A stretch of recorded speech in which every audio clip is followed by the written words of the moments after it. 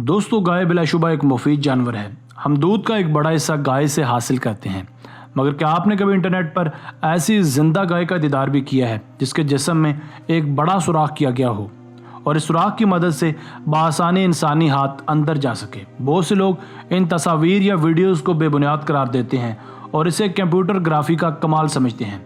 आज के मुख्तसर वीडियो में हम इस हकीकत से पर्दा उठाएंगे कि इन सुराख ज़दा गाय की क्या हकीकत है। अस्सलाम वालेकुम दोस्तों, मैं हूं आसिफ अली। वजूद टीवी की एक नई और दिलचस्प वीडियो के साथ आपकी खिदमत में हाजिर हैं। दोस्तों, इस बात में कोई दो राय नहीं कि गाय कार्स की तरह नहीं होती, मगर इन काउस की साइड पर लगे ये बड़े गोल रिंग्स कुछ ऐसा तासुर देते हैं कि जैसे ये कुछ जानदार चीज़ कम, मशीनरी ज़्यादा हो। मगर यहाँ हम आपको बताते चलें कि वीडियो में नज़र आने वाली ये गाय दरअसल फिस्टुलेटेड काउस कहलाती हैं। आप ज़्यादा सोचिए मत, ये कोई गाय की नई या यूनिक किस्म नहीं बल्कि आम ही गाय है। फिस्टुलेटेड काउस दरअसल ऐसी गाय होती है जिसके मैदे तक बैरूनी जानिब से रसाई हासिल करने के लिए साइंसदान एक छोटा सा रास्ता या पैसेज वे बनाते हैं। इस रास्ते या सुराख को फिस्टुला का नाम दिया जाता है और जिन गाय के मैदों तक इस तरीके से रसाई हासिल की जाती है उन्हें आम इस्तिलाह में फिस्टुलेटेड काउस का नाम दिया जाता है। फिस्टुलेटेड गाय के मैदे या स्टमक में एक ओपनिंग कट बजरिया सर्जरी किया जाता है जिससे इंसानी हाथ या बाजू बासानी अंदर दाखिल हो सके। इस रास्ते के गिर्द एक छोटा सा रिंग भी फिक्स किया जाता है जिसे ज़रूरत पड़ने पर एक बड़े प्लग के साथ बंद भी किया जा सकता है। इस रिंग के गिर्द होने वाला जख्म बहुत जल्द भर भी जाता है और गाय बआसानी खुराक हजम करने लग जाती है। दोस्तों, अब आप सोच रहे होंगे कि इस पैसेज वे का मकसद क्या है। इस छोटे सुराख का मेन मकसद दरअसल ये है कि साइंसदान या रिसर्चर्स इस बात का अंदाज़ा लगा सकें कि गाय का मैदा दरअसल कैसे काम करता है।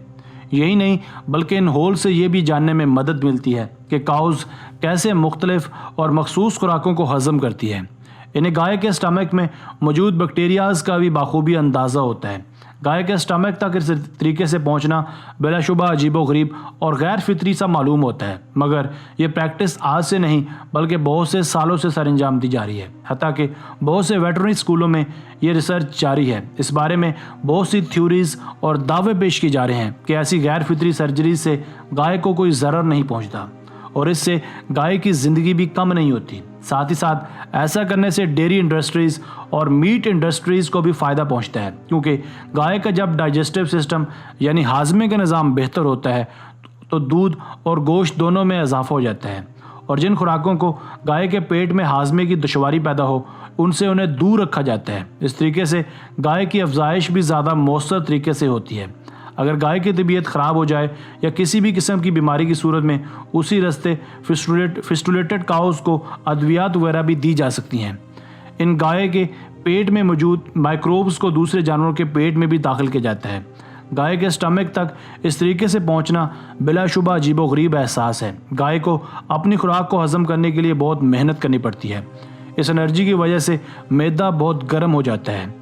ये फिस्टुला गाय के मैदे के जिस हिस्से में खुलता है उसे रोमन कहा जाता है। इस रोमन की साइड्स बहुत नरम होती हैं।